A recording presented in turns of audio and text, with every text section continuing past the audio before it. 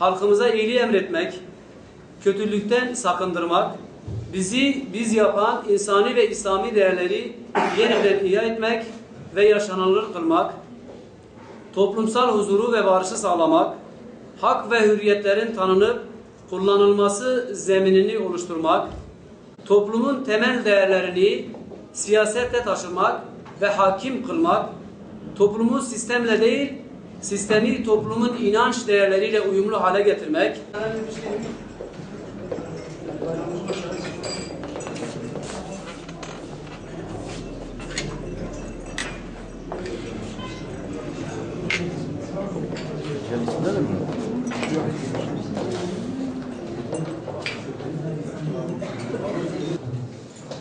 değerli ve aziz abilerim,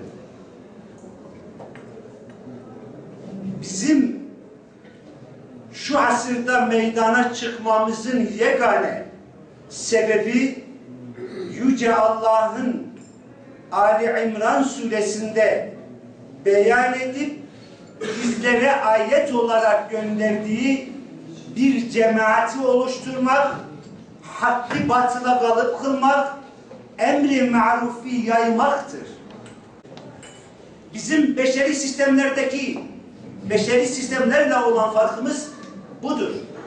Belki bazı kardeşlerimiz ya işte derneğiniz vardı, cemaate ne gerek? Veyahut partiniz vardı, derneğe ne gerek var? Aziz abilerim, biz bir elin parmağıyız. Bizim farkımız meydana çıkması lazım. Biz Kur'an ve sünnete dayalı olan bir cemaatiz, bir partiyiz.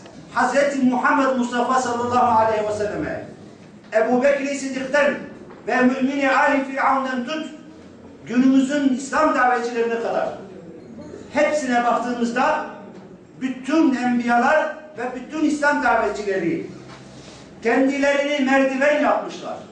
Kendilerini fena etmişler ama İslam'ın istediği davayı, Kur'an ve sünneti, İslam şeriatını yukarılara çıkarmışlar.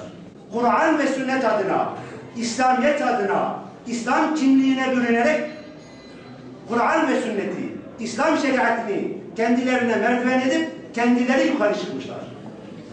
İşte farkımız budur.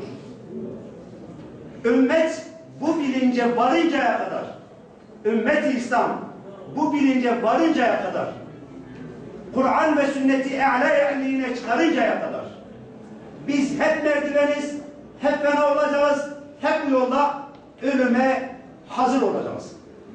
Herkese, her insana bu İslam davetini bu şekilde götürmemiz lazım.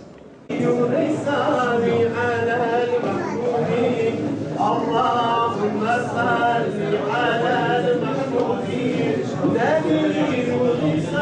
alem mevzubin Ahmed el-Mustafa seyyid el-Mursalin Allahümme salli